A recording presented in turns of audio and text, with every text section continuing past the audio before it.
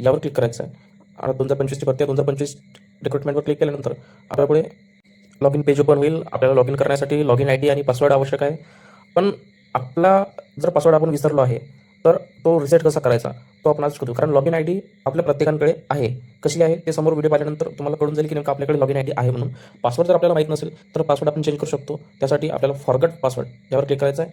Forgot पासवर्डवर click केल्यानंतर आपल्यासमोर password reset करण्यासाठी 2 पर्याय दिलेले आहेत. एक तर सिक्युरिटी क्वेश्चन विचारून आणि दुसरा OTP मोबाईलद्वारे जो आपण रजिस्टर केलेला मोबाईल आहे त्यानुसार आपल्याला पासवर्ड रिसेट करता येईल.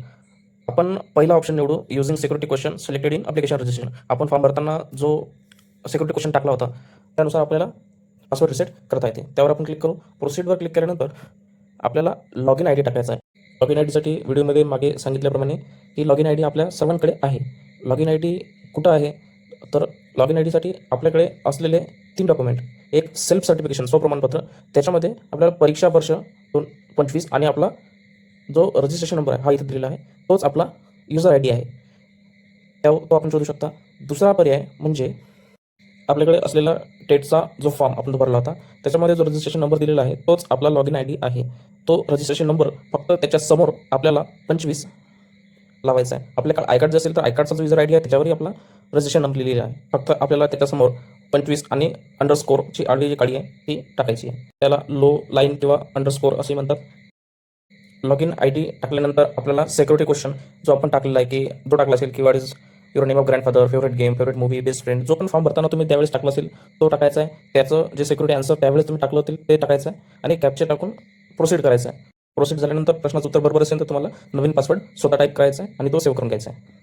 त्यानंतर पासवर्ड रिसेट करण्याची दुसरी पद्धत म्हणजे OTPद्वारे, जो आपण फॉर्म भरताना किंवा सेल्फ सर्टिफाय करताना नंबर जो दिला होता त्याच्यावर OTP पाठवून आपण पासवर्ड रिसेट करू शकतो. आपल्याला त्यावर क्लिक करायचं आहे, प्रोसीडवर क्लिक करायचं आहे. प्रोसीडवर क्लिक केल्यानंतर आपल्याला लॉग इन आय डी जो आता आपण सध्याच काढला लॉग इन आय डी कुठे मिळते तो लॉग इन आय डी टाकायचा आहे आणि आपला रजिस्टर्ड मोबाईल नंबर टाकायचा आहे जो आपण फॉर्ममध्ये भरला होता तो नंबर, तो आणि लॉग इन आय डी टाकल्यानंतर कॅप्चा फिलअप केल्यानंतर आपल्याला प्रोसीडवर क्लिक करायचं आहे. प्रोसीडवर क्लिक केल्यानंतर जो आपण नंबर टाकलेला येतं त्याच्यावर एक OTP येईल.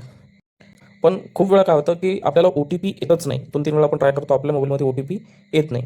त्यासाठी आपल्याला करायचं आहे की आपल्या मोबाईलमध्ये OTP येत नसेल तर आपल्याला गुगल क्रोममध्ये जाऊन उजव्या साईडला इथे क्लिक करायचं आहे ॲरोवर. त्यावर क्लिक केल्यानंतर हिस्ट्रीच्या खाली डिलीट ब्राउझिंग डाटा हा डिलीट करायचा आहे. डिलीट ब्राउझिंग डाटावर क्लिक करायचा आहे आणि तो डिलीट करायचा आहे यायचा आहे आणि आपल्याला परत लॉग इन करायचं आहे. आपल्याला OTP प्राप्त झालेला असेल. त्यानंतर तुम्ही 8 कॅरेक्टर असलेला नवीन पासवर्ड सेट करू शकता, सेव्ह करू शकता आणि लॉग इन करू शकता. तुम्हाला जर व्हिडिओ आवडला असेल तर व्हिडिओला लाईक करा आणि चॅनलला सबस्क्राईब करा